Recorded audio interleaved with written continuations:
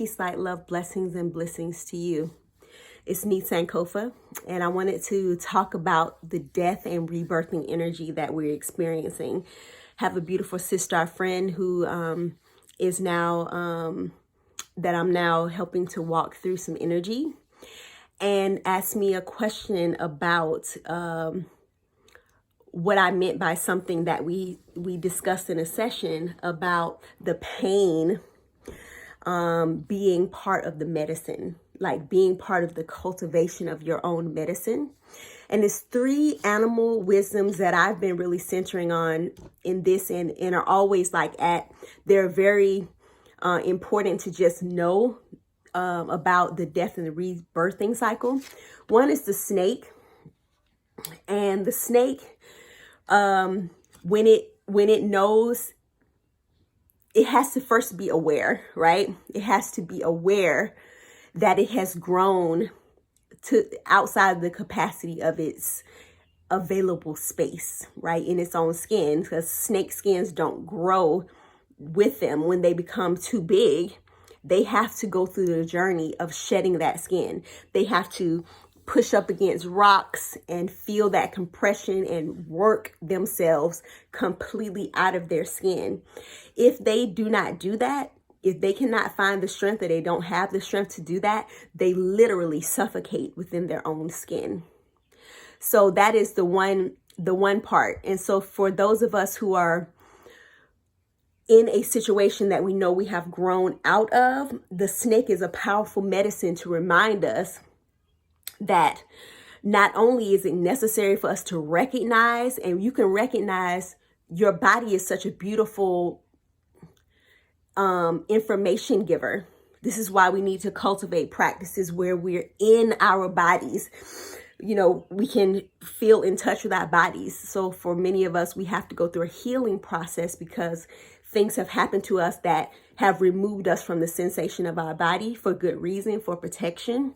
So we've desensitized around our bodies. And there are many places in which, if you know this is a situation for you, find people and resources that can help you tap back into your own body in a safe way.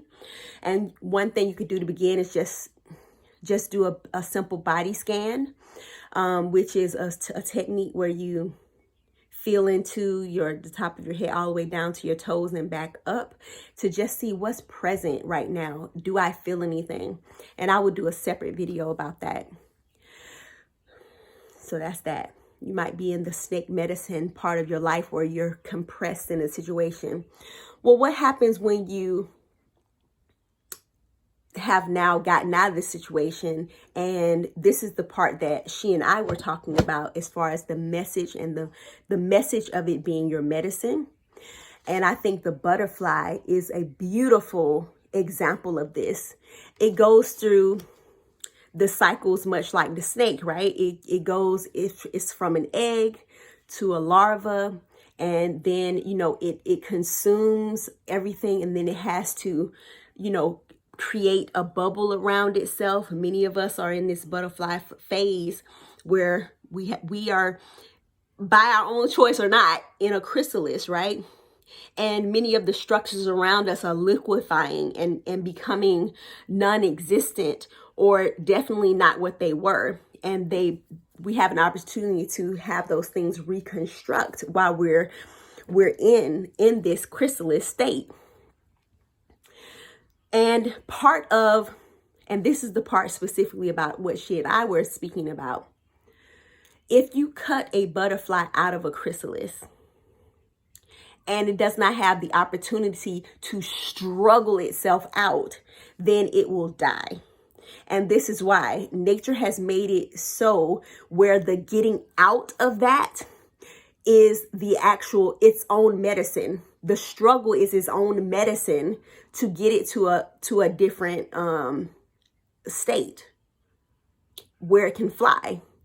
So when its body is filled up with fluid, when it struggles out, that blood is pushed out. It's very much like how it's done with humans and going through the birth canal, right? Death and rebirth. Going through the birth canal allows fluid to be pushed out of the baby's body, and it activates certain things to let it know it is coming out into the world, and it's ready to be reborn from the womb space. So it's pushing of that fluid out. Same thing with a butterfly. It's pushing of that fluid into the wings.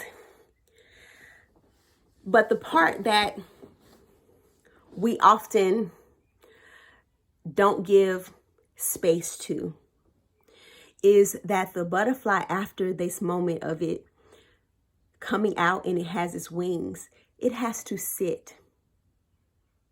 It has to sit and let those wings dry before it can set off and fly.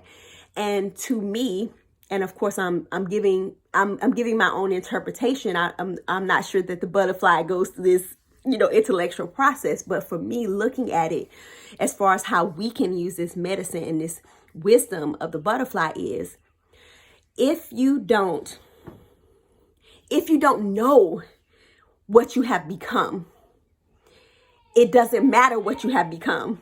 If you don't know it, if you have not gone through a process of sitting and seeing what you have done and what you have gone through and what you have grown into, this is the part where the medicine and the story of the medicine and the story of your struggle becomes something that is important for you, as far as what you're able to now show up as and how you can take flight in the world, but also you can share that journey with someone else. But you have to not just have a memory of the trauma of it and the memory of the history of it. You have to sit with the wisdom of it. You have to sit with the wisdom of that and know, I have become wise. I have become something else, and now I can take flight, and now I can pollinate, and now I can, become of a different level of service to others as a result of the journey I have taken. You feel me? Butterfly and snake are such great teachers, as all of nature is. So that's what I mean by when we allow the journey to not just be about us getting out of it for our own purposes so we don't suffocate. Yes, this is a brilliant part of what we're doing now. But when we're able to transform and transmute our journey, sit with it and know, I have become.